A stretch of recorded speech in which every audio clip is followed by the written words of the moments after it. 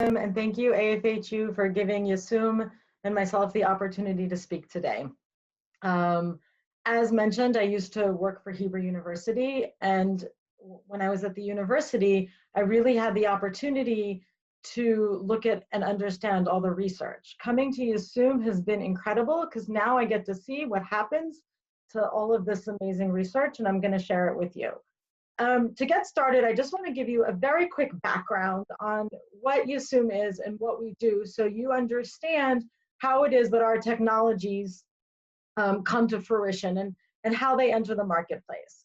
We were founded in 1964. We are actually the third tech transfer company ever to be established in the world. You should just know that Israel was actually quite ahead of the game, having the first 2 out of 3 tech transfer companies in the world. Excuse me just 1 second. I'm having here we go. Okay. And we technically are the exclusive owner of all of Huji's intellectual property. Now, I know you already know this about Hebrew University, but it's important to understand that what we do is directly related to what happens at the university.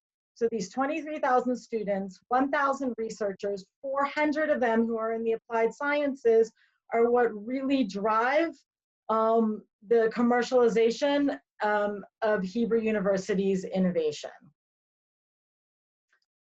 So what is Yissum? What do? We're technically a bridge creating commercial opportunities for breakthrough transitional academic innovations. That means we participate with industry, and we look for entrepreneurs and generally people who need solutions to complicated problems. And it's really a two-way bridge. It used to be that tech transfer meant you would sort of sit in the ivory tower with all of your IP in the basement, you know, waiting for industry to come knocking on your door. That's simply not the way we do things today. It's very much, as I said, a bilateral bridge. Yissum adds value to many different stakeholders, obviously Huji being the #1 stakeholder. Certainly our researchers are very important. We're always looking for opportunities to provide them value and co-creation. And clearly our investors are our other major stakeholders. What is technology transfer? Tech transfer has come a long way in the past 50 years. As I said, it used to be just about IP licensing and IP management. Then it turned into industry-sponsored research, startup licensing, and today we are at a point where we do long-term collaborations. We provide entrepreneurial education to the entire Hebrew University community, and certainly startup creation, which is really the topic of today, has become a major component of what Yissum does. In our 56 years, we have registered nearly 11,000 patents, licensed over 1,000 licenses, and we have 170 spin-off companies, of which I can tell you that 105 are still in existence today, which, if you understand the failure rate of startups, is a huge accomplishment. Just this year alone, we've had over 83 licenses, 117 agreements, 63 patents, 16 new spinouts, and 16 grants approved, what's called Kamin, that's by the Israel Innovation Authority. And those are government-sponsored research. And as we'll talk about in a bit, the Israeli government is a huge contributor to our success and Israeli startup success in general. Our areas of expertise and the startups that we help to found cover the entire breadth and depth of Hebrew University research. So chemistry, even clean tech, non-STEM, STEM standing for science, technology, engineering, and mathematics. We'll do it. If it's commercializable, we can be a part of that and helping you bring it to the rest of the world. These are just examples of some of the startups that have been created since 2019, up until 2019, excuse me. And I will definitely be covering some of these today, just to give you an idea of that these are startups that are truly out there in the world operating. We have research collaborations with some of the top companies in the world. Google, Intel, Tyson, Grail is a major pharmaceutical out of California, Canon, etc. Okay, I rushed through that a little bit because I want to get to the part that you've all come to hear, which is about our startups. You might be familiar with these four. They are our blockbuster successes. I will tell you that most tech transfer companies are lucky if they have even one blockbuster success in their entire history. Yissum has been incredibly lucky because of the incredible research coming out of the Hebrew University to have four. The cherry tomato, as we know it today, was invented at the Hebrew University by Professor Chaim Rabinovich. And he was way ahead of his time because one of the main focuses of the presentation today is going to be on ag tech and food tech. And this is probably one of the first documentable blockbuster successes. And this happened, I'll tell you, quite some years ago, and Hebrew University and Yissum still receive royalties from the cherry tomato. Doxil is a cancer drug, specifically a nano-cancer drug, by Professor Yeskiel Barinholtz, and it was revolutionary in its time, and he's now applying that same research to create other new sort of antibiotics that have never been created before, and maybe you'll be hearing from us in 2 years talking about that blockbuster. We have Exelon by Professor Martha Weinstock-Rosen. That's an Alzheimer drug. It works to help mitigate the effects of Alzheimer's. And of course, I'm sure many of you have heard about it, Mobileye. Mobileye is the driving assistance program created by Professor AMNON Shoshua. Mobileye, to date, is the largest exit in Israeli history at $15.3 billion, sold to Intel in 2018. So how do we create a startup? What does that mean to take research from the university and bring it into the marketplace? I'm going to give you a short overview of this. And there's many different options. The most common one is the research and license option. That's when a Google, a Microsoft, a Pfizer takes a really interesting technology and agrees to develop it. Sponsored research is when, again, a Microsoft, a Google, a Pfizer calls up and says, Professor so-and-so is the only professor in the world researching this science. We would like to sponsor them to do research for us. And that's really a tribute to the university that they call and ask for that, because it says that they can't get that research in their own R&D facilities.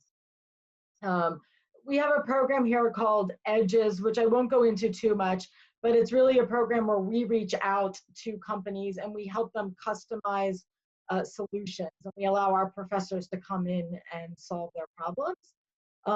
We have government research funds. I alluded to that a few minutes ago. This is a really important part of helping to develop startups and provide them with the capital that they need to succeed. We have the spin-offs, which is what you're here to hear about today. And we have our master collaborations, which is some combination of all of the above.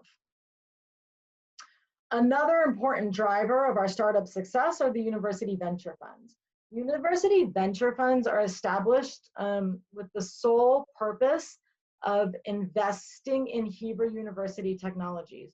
And I can tell you they are critical to startup success.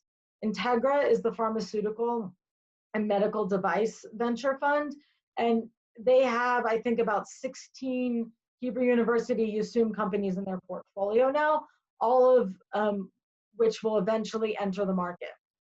We have agri-innovation, and almost all of our food tech, ag tech went through agri-innovation, and we have a brand new one called the Rakach Nano Venture Fund, which was just founded last year, and it's to work with nano materials, et cetera, chemistry to develop startups in those sectors. Okay, here we are at the startup success stories. So we're almost there. I just want to show you quickly how, you know, a key driver of Israel's success and our success is the Israeli government. This is the World Economic Forum report from 2019, and it ranks every country in the world. I believe it ranked 180 countries last year with, you know, how they rank in terms of, you know, drivers of economic growth. And I will tell you that Israel is ranked number one when it comes to the percentage of GDP, which is 4.3%, that Israel spends on developing its innovation. We're number one in terms of growth of innovative companies. We're number one in terms of attitudes towards entrepreneurial risk. We're number one in terms of companies embracing disruptive ideas. And we're number two, you know, only up against the United States when it comes to venture capital ability. And Hebrew has, and Yissum and our startups have, you know, are part of this ecosystem that's, you know, helping Israel to rank number one in all these areas.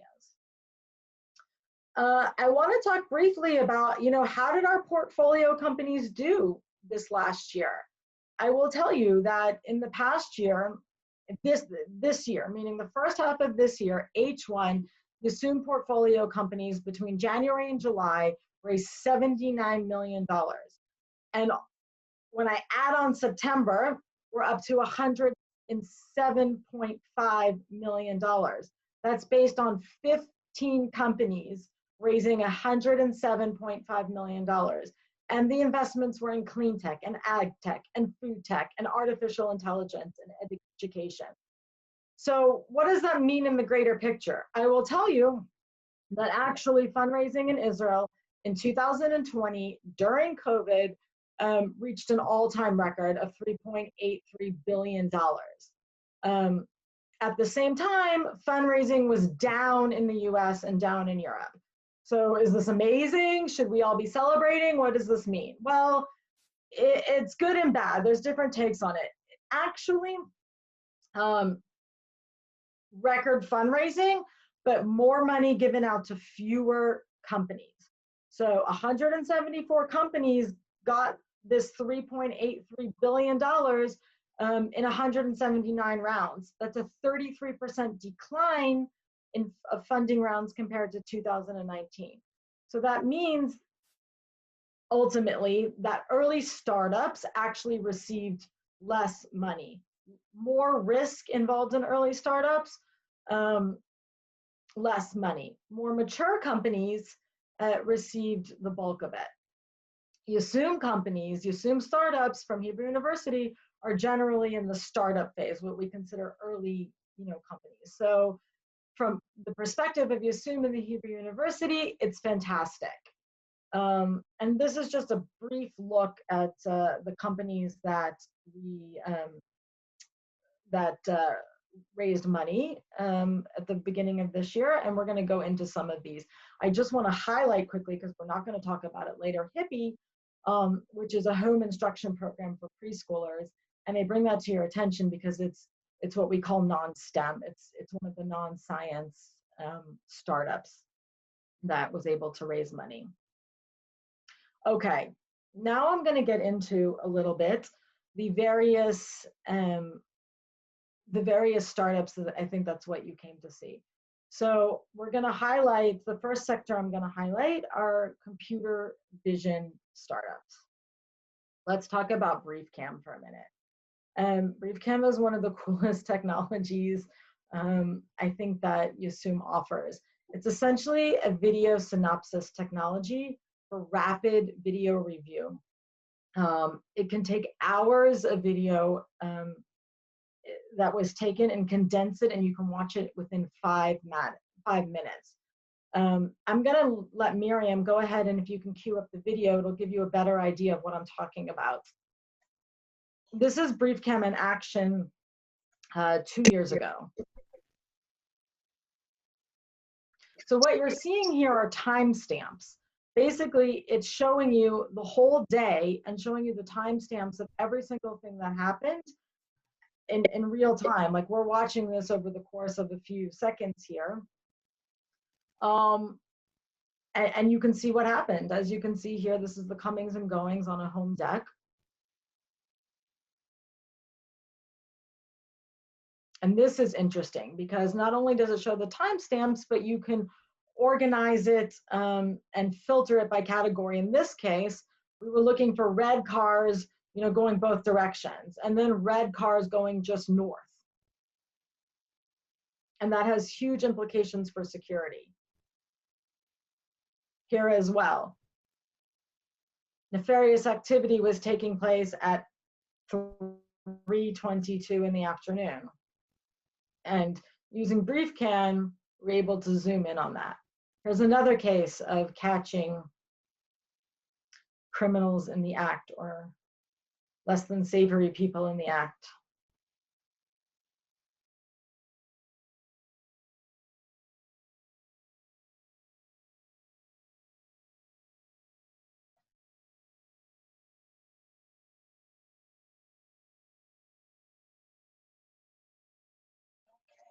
Okay, so I think, do I need to share my screen again, Miriam? Yes.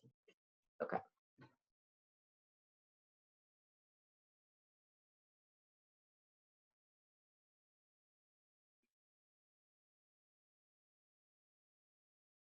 Okay, so what does this mean? Well, I'll tell you. First of all, BriefCam has, you know, high-level security implications.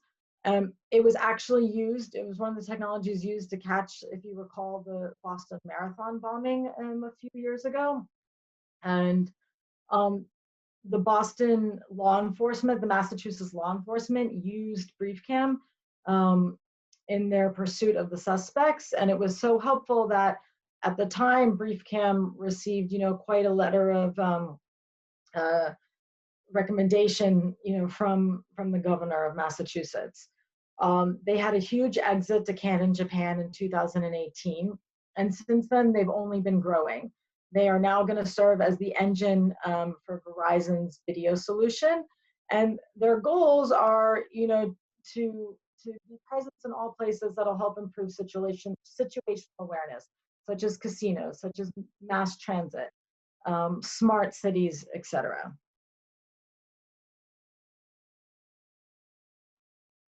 Another really fabulous technology comes to us again from Professor AMNON Shoseyov. This is an artificial, an artificial vision. It's a device that helps people who are visually impaired. It's one of the first devices to come to market in many, many years. And it's been huge. It's essentially like a set of glasses that you wear, and it's able to very subtly recognize what is in front of you and speak it to the visually impaired person. It's been absolutely life-changing for people who have been using it. And it is currently what we call a unicorn. Those are companies that are valued at over $1 billion. They have received tremendous attention for what they do. When, you know, Prince William came from the UK to visit Israel, he made maybe 5 stops the entire day, and one of them was to visit ORCAM and see its technology.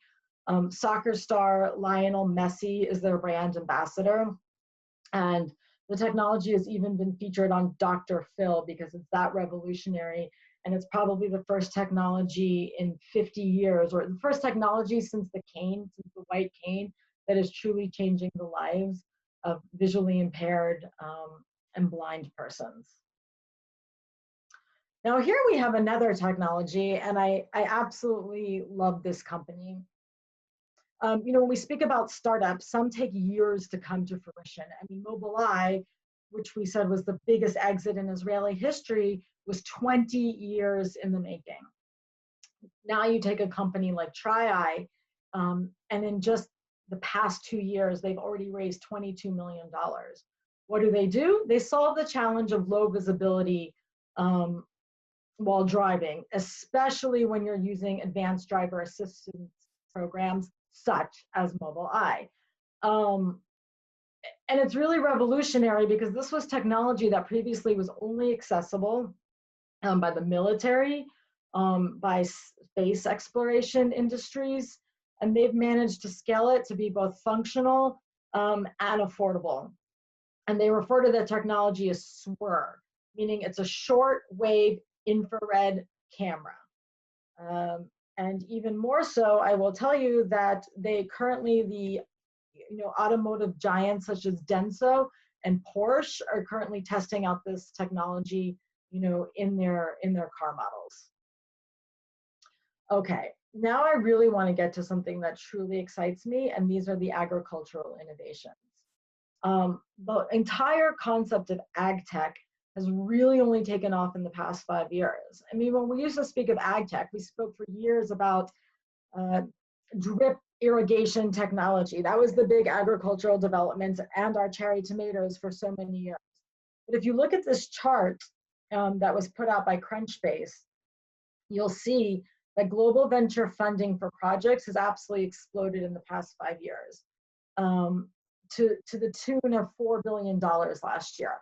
And the reason why this is exploding is with the ideas of food insecurity and global sustainability are hot issues right now. And the academic world and the innovation and industry are racing, to get ahead in this game and to solve these really serious global challenges. And I will tell you that Hebrew U has the only academic body in Israel offering academic degrees in agriculture. That puts us far ahead of the game. And when we look at successful patents and startups and technologies that come out of Yissum, agriculture is a clear second, and it always has been, because we're one of the only ones doing it in all of Israel. So let's talk about Savor Eat. Savor Eat has to be the most futuristic technology in existence. When we first wrote about it 3 years ago, it was picked up all over the world. I mean, all over the world. I had over 2,000 hits on it in terms of different publications talking about it. What is it? We are 3D printing food now. I mean, that is incredible. This picture may not be exactly what it looks like, but we are essentially taking innovative plant-based materials and 3D printing edible food that tastes like hamburgers. It's truly remarkable if you think about it. I can't believe, when I first heard about this technology, I thought it was going to be, something that's being developed and we'll see it on the market in 20 years. No, it's been 1.5 years since we first spoke about it. And I will tell you that just this week, it had an IPO, an initial public offering on the Tel Aviv Stock Exchange. It is the first food tech company ever to be offered on the Tel Aviv Stock Exchange. Congratulations, Savor Eat. They raised 42.6 million shekels in this first offering, and it's doing exactly what it said it was going to do. It's helping the bigger picture. It tastes like meat. It looks like meat. It has a long shelf life. There's no synthetic ingredients, no preservatives, and given today's food sensitivities, it's free of allergens such as gluten. It's cutting manufacturing costs, and there's no greenhouse emissions to use Savor Eat. So if you're watching for hot technologies, keep your eye on Savor Eat. Another one that's super hot is Future Meat. Future Meat is cultured meat. It is actually real meat being made in a bioreactor. When I ask Professor Kobi Nachmias to explain what that means, he says it's like a bread maker. We're making meat in a bread maker. That's the ultimate goal, that every person is going to have a meat bread maker in their home one day. Cultured meat is huge. And I will tell you that there are 5 leading cultured meat companies on the market right now, and Future Meat is one of them, coming out of Hebrew University. And when we talk about sustainability, let's talk about animal agriculture. They, when we talk about greenhouse emissions and everything, cows are actually one of the #1 producers. So we have animal agriculture, which is taking up over 80% of the world's land. They're taking up 30% of our freshwater supply. They're a major driver of deforestation. And there are no cows involved in creating this meat.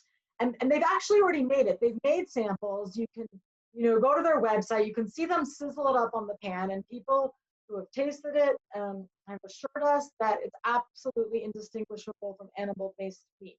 They talk about how the flavor, the texture, the smell is exactly like real meat. And if you think about it, it's unbelievable because it's not. Nobody's using actual meat in this. And it's important to mention it's GMO free. So nobody's, messing and putting chemicals into it.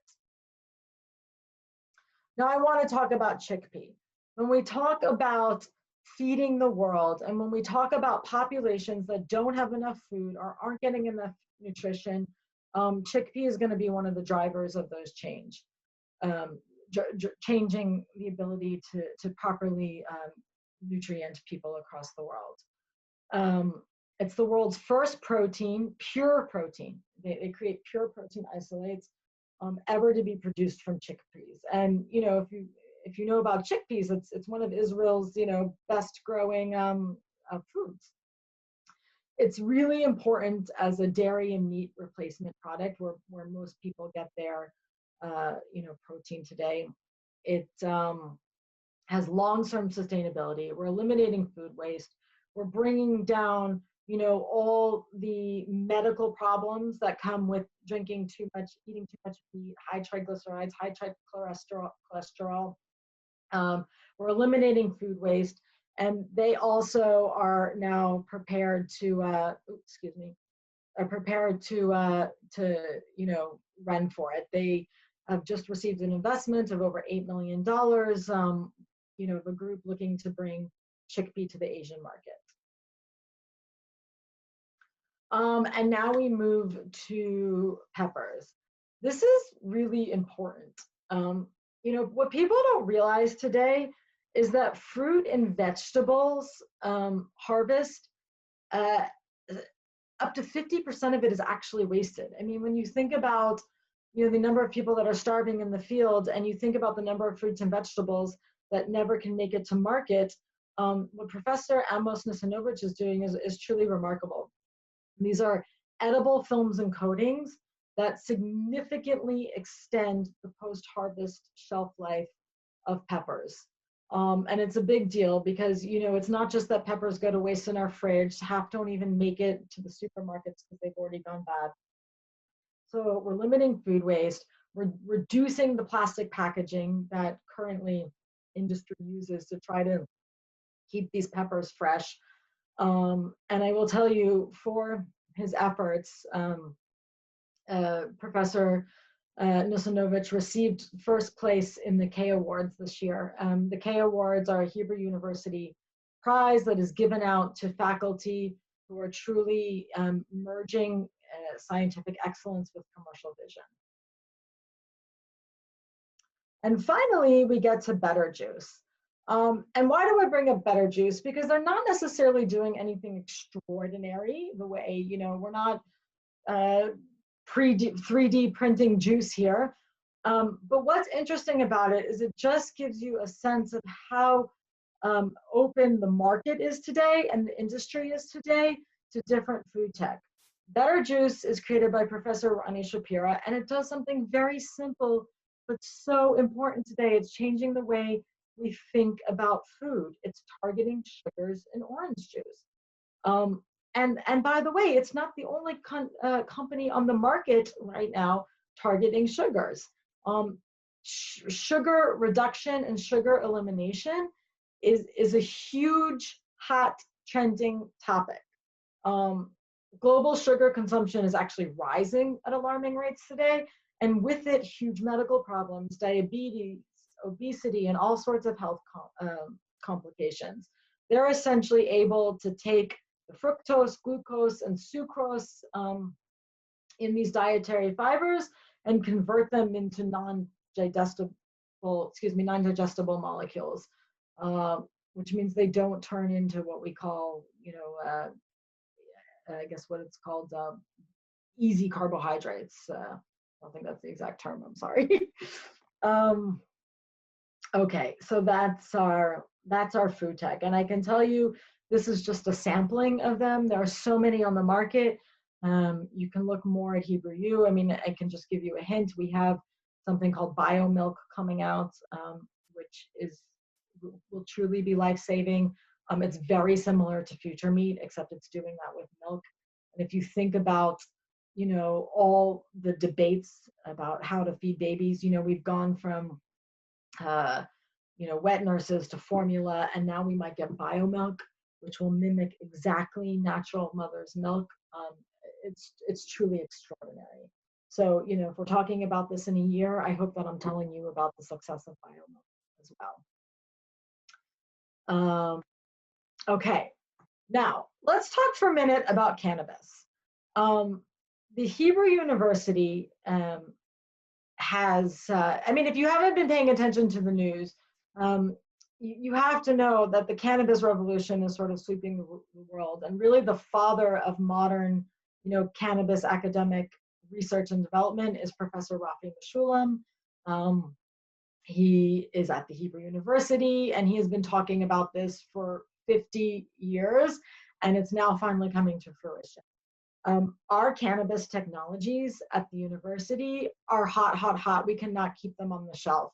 And I just want to give you an idea of how far ahead of the game Hebrew University is. This is from 2017, and it shows the number of patents, granted between 1992 and 2017.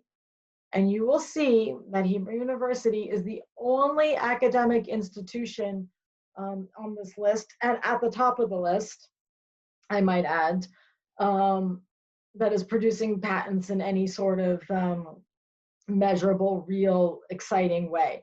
And that's not going to change for a while, because for better or for worse, American universities are really limited in their research and what they can do because they receive federal funding.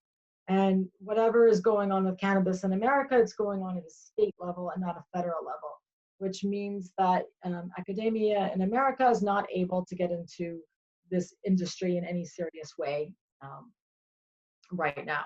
So I'm just going to briefly talk about some of our technologies. We have one that's doing superbly. It's called GEMMACERT. GEMMACERT is actually a life sciences company, and what they're basically saying is, the cannabis industry has sort of, come out so quickly that it's not regulated. And there's no way of knowing when you go to the store and you buy something off the shelf, what the actual, chemical makeup of it is. And that is both dangerous and not helpful to the consumer. Because if you've looked into it, you know that people with, seizures need, one sort of percentage of makeup. People who are looking to alleviate pain need something else. And basically, from the time you harvest the plant until right before raw extraction, there are a number of different points along the supply chain. And along those different points of the supply chain, there are all different ways for the cannabis compilation percentage of potency and quality to change. GEMMACERT is the first product that you can have in your lab that you can measure the potency and quality along all the steps of the supply chain, and it doesn't destroy the plant in the process. It uses image analysis and machine learning to take a measure of it. So you're not destroying your product, and instead of having, companies didn't like to measure the cannabis potency in their product because it meant sending it out to a lab, an expensive lab. It would take 2 or 3 weeks to be returned. And if you're a business, that's, an unacceptable amount of time in the supply chain. And they are on the market. They're already selling the product all across Europe, Israel. And I forgot to mention that this was, Professor Oded Shoseyov, who's one of our superstar innovators, who was the professor behind this technology. I want to give a shout out to two really important professors who developed technologies. These haven't become startups per se, but they are absolutely transformational technologies. I'm going to first highlight Professor Elka Totio.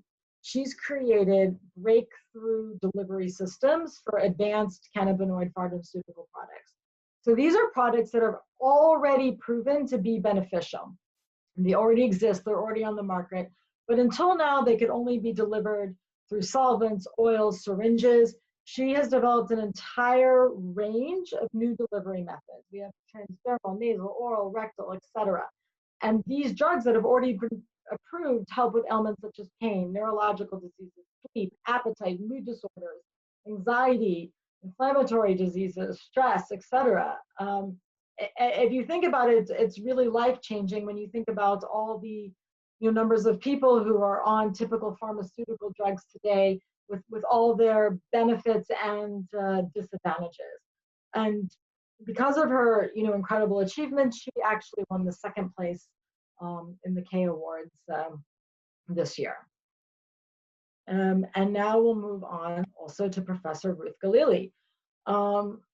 She has discovered ways in which cannabis oil can be used as anti-inflammatory, as a drug in the treatment of diabetes and weight loss. She has over 21 patents to her name alone based on her research of this.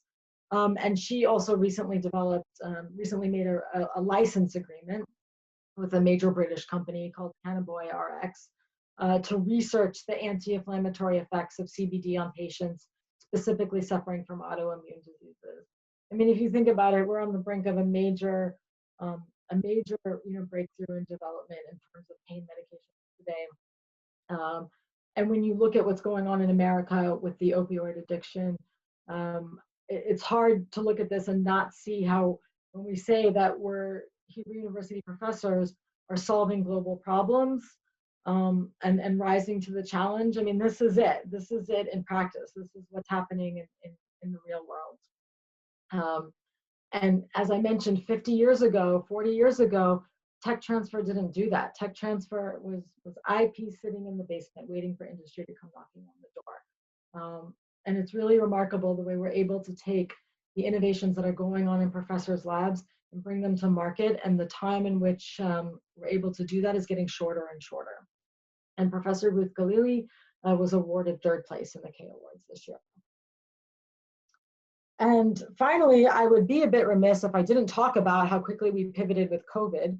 Obviously, when it came out, everybody was, looking for solutions. And I will say that, the Israel Innovation Authority was really on top of it, looking for projects to fund. And Hebrew University, and they only approved 20 projects in the end. And I'm telling you, there were hundreds and hundreds of submissions. They approved 20 projects from 11 academic institutions in Israel, and 7 of those projects, meaning a full 35%, came from the Hebrew University. And these include the ability to repurpose drugs, predict the progress of COVID-19 in certain patients, about identifying patients who already have the antibodies, and then practical applications such as a neutralizing mask. And for our efforts, we were able to, with the help of AFHU, raise money for an actual laboratory to be established at Huji, which will be what's called a level 3 laboratory, which can have live COVID-19 samples on the premises. And not just COVID-19, all sorts of certain dangerous viruses. So, we look forward to seeing what's going to happen with that in the future. And I just want to close with now, before we take questions, what we've done in the terms of healthcare. I didn't talk about some of these technologies because life sciences, which is actually a huge percentage of what comes out of Hebrew University, over 60%, moves slowly. In general, vaccines, until COVID, vaccines took 10, 15 years to develop. Drugs took 10, 15 years to develop, and millions and millions of dollars. We have so many healthcare startups, And this is just a sampling of them. And I'll tell you, these deal with, you know, remarkable cancer treatments. They deal with new sorts of vitamins and nutrients. And they're, we have so many of these, and they're doing so many remarkable things in the healthcare industry. And you can certainly go to our website at some point and see all these, which brings me to let you know that our website is always available. We're actually in the middle of upgrading it, and within a few months you'll be able to find all of our portfolio companies on our website. We'll have 105 companies up there with, you know, all the interesting information that you would want to know about them. But you can certainly go anytime. That bar you see in the middle is the search function, and you can do a search at any point. And soon we'll have a tab that says portfolio companies, and you'll be able to look them up there. So I'm happy to take questions now. Great, thank you, Leah. So again, as a reminder to everyone, we're able to accept questions via the chat box, or if you'd like to raise your hand. And again, we'll do our best to get to as many as we can. While we're waiting for questions to come in, I just want to say a big thank you to Leah for a fascinating presentation. And I remember a couple of years ago, you had told me, when you were trying to describe like what Yissum and the Hebrew University does, it's not things that necessarily makes your life easier, but makes our lives better. And I think that's really the epitome of the Hebrew University is the global impact and trying to make our world better, safer, healthier overall. So thank you again for that. As we wait for the questions to come in, again, a reminder, we have a lot of upcoming events in December, and also we're working on a really great lineup for Torch Talks for our winter spring lineup. So please be on the lookout for that. And we're ready for questions again. If anyone has, again, via the chat box, or you can use the raise your hand feature, and we'll work to try to unmute you as well. So we'll give everyone a minute for that. I guess in the meantime, Leah, if you can, what are, are there things kind of coming? You mentioned biomilk. Are there any other really exciting startups that we didn't get to feature here that we can expect to hopefully see some cool things coming out of in 2021? Yeah, I mean, let's go ahead. I'm just going to slip back to the slide that showed, who was raising money this year. Just go back here for 1 second. Again, we have a number of agricultural products coming out. We have some more food. You're going to see a lot more food tech products. I want to just mention quickly Tissue Dynamics, which is another Kobe NAHMI. I think that you're going to be seeing really big things from them in a few years. Tissue Dynamics is what we call the concept of organ on a chip. It basically eliminates the need to test medicines on live animals, etc. And it also gives you immediate and real-time feedback, because you can simulate what's happening with the medication. Using this quote-unquote organ on a chip, you simulate the liver, etc., and exactly how the medication would affect it. Now, Tissue Dynamics is not the only one out with this concept, but they do have something unique that nobody else has, which is the ability to tell you why a medication is not working. You can see most of them will just sort of show you, okay, you're giving this medication and the liver is failing. Tissue Dynamics has these sensors that can actually tell you what part of the liver is failing, at what dosage, why it's happening, what's going on with the rest of the systems. I hope to see really great things from them, coming soon. That's great. Okay, we have a question from Patricia. Patricia, I'm going to unmute you and let you ask the question yourself. Let's see if it's letting you do that. Let's see.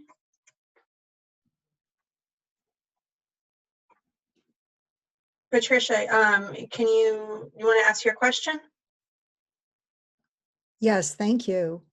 So I was wondering if the innovations that you were discussing as far as medical applications with cannabis, are those available in the United States or will they be?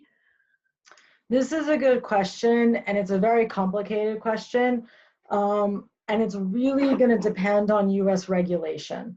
Right now, the ones that we were discussing are, the ones that are discussing with the two professors, they're in research stages, and they're licensed out by European companies. Whether they make it to America will have a lot to do with American regulations. Mm-hmm.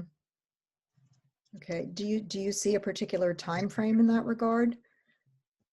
I can't. It would be really hard to tell. That would be more a question for, the lobbyists. I mean, you saw even in the last American election that certain states, had that on their, agenda and passed it. But it won't really truly become a big thing until you get federal regulations lifted. Thank you. Great. Okay, next up we have Dr. Miles Krieger. I'm going to unmute you. There you go. Thank you. Thank you, Miriam, for doing all this. You've done a great job. And Leah, thank you so much. Thank you, Dr. Rafi Meshulam is the grandfather of cannabis. He came up with the formulation for THC a number of years ago. And when I spoke with him in his lab 2 years ago, he was working on various things that could be boosts to the effectiveness of the cannabis itself, not just full plant, but with many other factors like the flavonoids and terpenes and so forth. In Yissum, does he have a company that he is actually working with that Yissum has created with him? I'm going to qualify this. I'm not 100% sure if he has a company. I don't believe he has an actual company. Cannabis companies are relatively new. He is one of the founders of the Cannabis Multidisciplinary Center within the Hebrew University, which is one of the top multidisciplinary centers in the world, and is actually helping to train, other medical professionals and academics around the world. And I hope that answers your question, but I don't believe he has an actual company right now. Yeah, I think he was advising some, and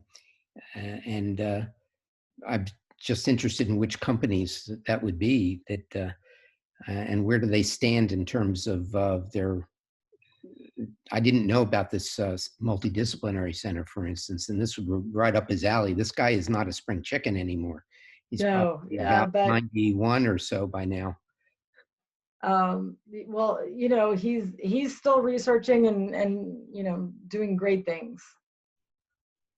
Miles, I just want to jump in and say that Rafi is celebrating his 90th birthday this month. Wow. And there will be an international conference honoring him. I'll be happy to send you the link to that. Thank you. Wow. I've been in his office and discussed things with him. I have his phone number. He answers his own phone in his office. This guy is very simple. He reminds me of Albert Einstein. It's wonderful. He's a national. Great, thank you. Well, I don't know if I see any other questions. I'll give everyone, oh, okay, I see one here. Hold on.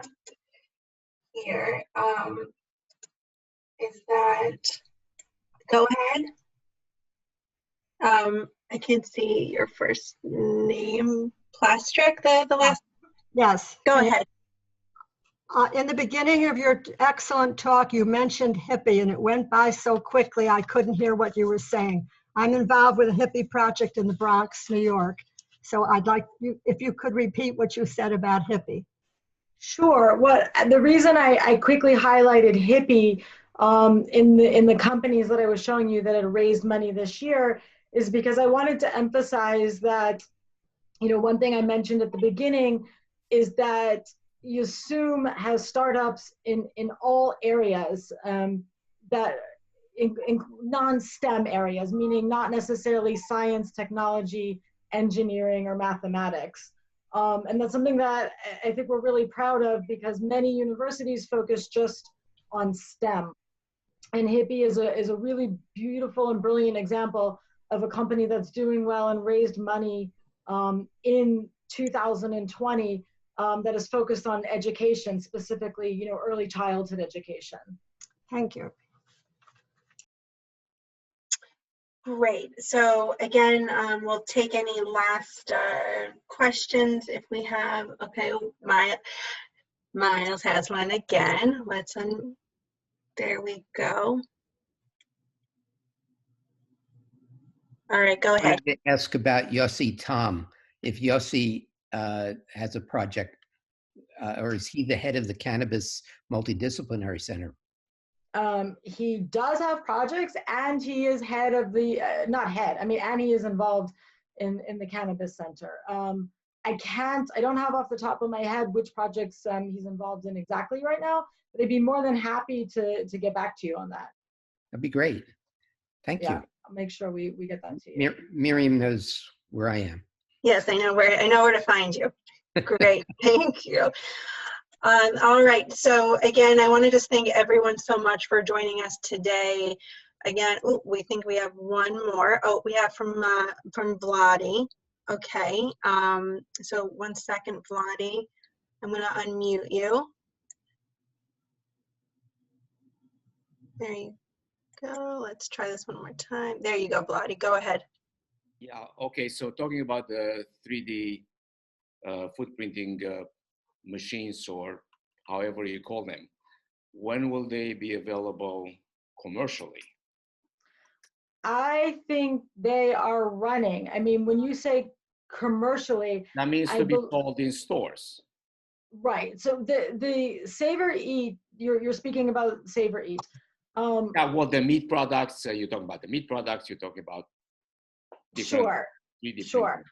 I don't know what the projection is for them to be in, you know, out to the masses, but I believe they have already, and I'll double check on it, but I believe they've already signed some agreements with some restaurant chains across Israel to start, you know, producing and testing out the product. Oh, so that's for large commercial enterprises, not for personal use. Not yet. Or you're not going to be 3D printing it in your house just yet. They might be selling the actual product, I believe is the first stage. And you have any idea on cost for the? No, this you know, it's this we're not. It's not at that stage yet. I'm sure, you know, Savor Eat has an idea of how much they plan to cost, but all of these, ultimately, what makes them so, you know, successful is that they're all going to be competitive. You know, obviously, any food that costs, you know, far above the market rate of what you're paying for conventional food today wouldn't ultimately be successful. The idea behind Savor Eat and Future Meat and any of the food tech products is they have to be affordable and competitive. Yeah, what's well, currently on the market. in the price range of a microwave. That's commercial. Right. Successful.